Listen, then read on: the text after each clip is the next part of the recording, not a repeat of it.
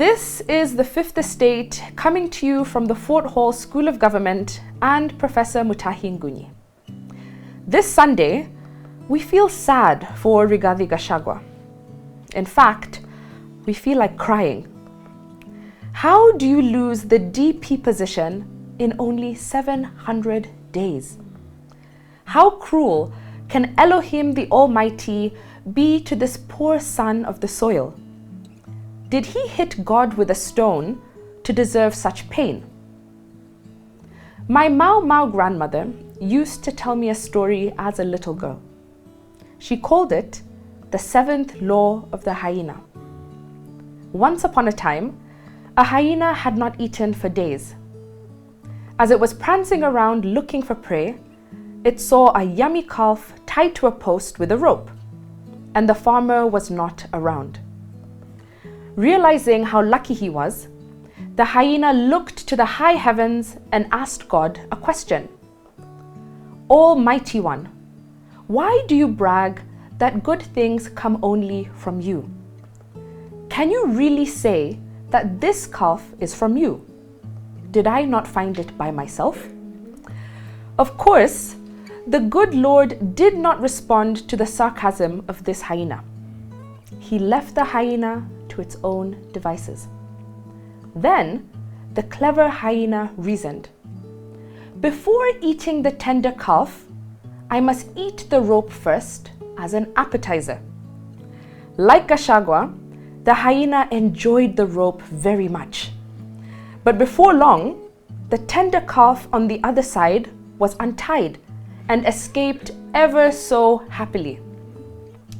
My grandmother always summarized this story with the following moral. Certain opportunities come only once, and foolishness is to eat the wrong side of an opportunity. And this is why we feel like crying. Riggy G ate the rope and let the calf escape.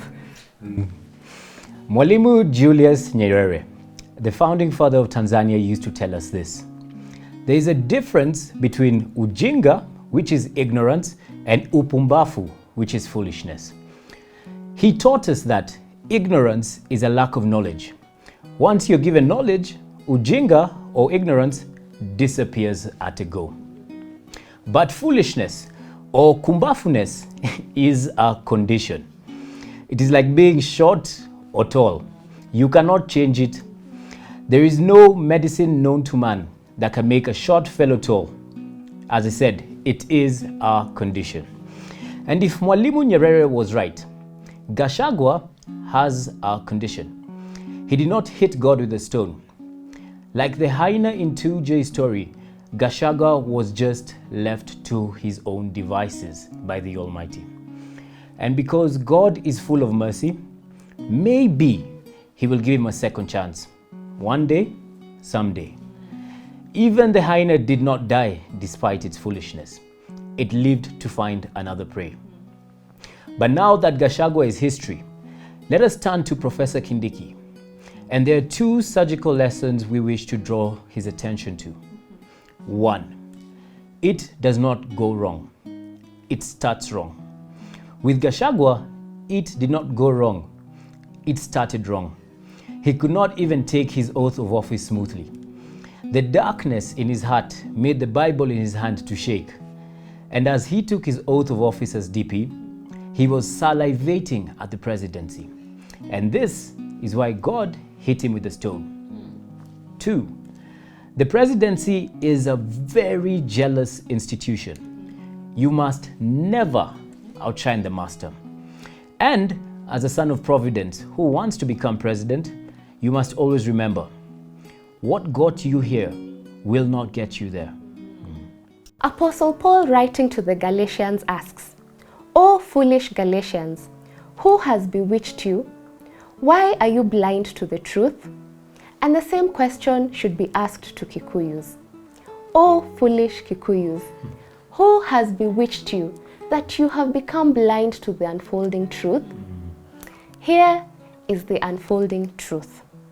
When Ruto appointed a new cabinet, he brought in ODM big dogs. Then he appointed nondescript Kikuyus whose faces we do not recognize. If you met the Minister for Agriculture, a seasoned professional, you would mistake him for a farmer from Kiambu. Why did he do this? Why did he choose some nondescript Kikuyus in his cabinet? But there is another question. Why did he appoint Kindiki, who is from the smallest Gema sub-tribe, as DP? What is the unfolding truth that Gema continues to be blind to? Before we answer this question, we will pose another one. Why are Kikuyus bitter with Ruto? He has given them 8 ministries that control 2/3 of the budget, that is 2.1 trillion shillings. Ruto has been generous, yet Kikuyus and their bishops continue to brood in acidic pessimism. Why? And why are Kisis not as bitter? Here is the unfolding truth, and we could be wrong on this. Kikuyus believe that they invented the presidency. If they do not have it, they become a risk to national security. And because Kikuyus' heads communicate using Bluetooth, Kindiki and their nondescript ministers have been brought in to disrupt the network. What is more, Ruto will succeed in reorganizing Kikuyus, and Kindiki will be the point man. But will Kikuyus accept Ameru as their kingpin? They have no choice, unless they are foolish like the Galatians and Gachagua. I do not believe in God. I know God. To believe in God is to accept a second-hand idea given to you by someone else. But to know God is to encounter Him in person and to experience His goodness. And to be honest, I did not believe in William Ruto. And this is because I did not know him. As a state operative under Uhuru Kenyatta, my job was to make William Ruto look bad. I did not work for the system, I worked for the subsystem. That is the machinery that oiled the wheels of the deep state. The system called Ruto Mwizi, but I disagreed. And my argument was simple. Kikuyus have been called Mwizi since independence. To call Ruto Mwizi is to call him a Kikuyu, and to call him Mwizi would turn Gema to his side. So as a strategy, I therefore asked that we drop the Mwizi label and that we give him a new label. He will have to fight if ever he becomes president. And using the system, I gave William Ruto the label of a liar. And today, Ruto carries that label on his forehead. Our strategy worked. But if I do not believe in God, but I know God, did I do the right thing? Was it okay for me to label an innocent man a liar? And to call him a liar using lies, which is what we did? I'm still negotiating with God for forgiveness. And unfortunately, God is still shaking his head in total disbelief.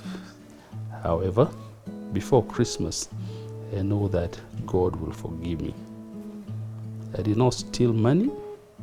I only stole the identity of an innocent man called William Ruto.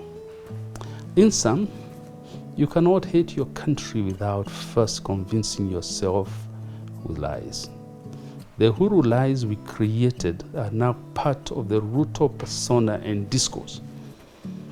And you must shake them off for the love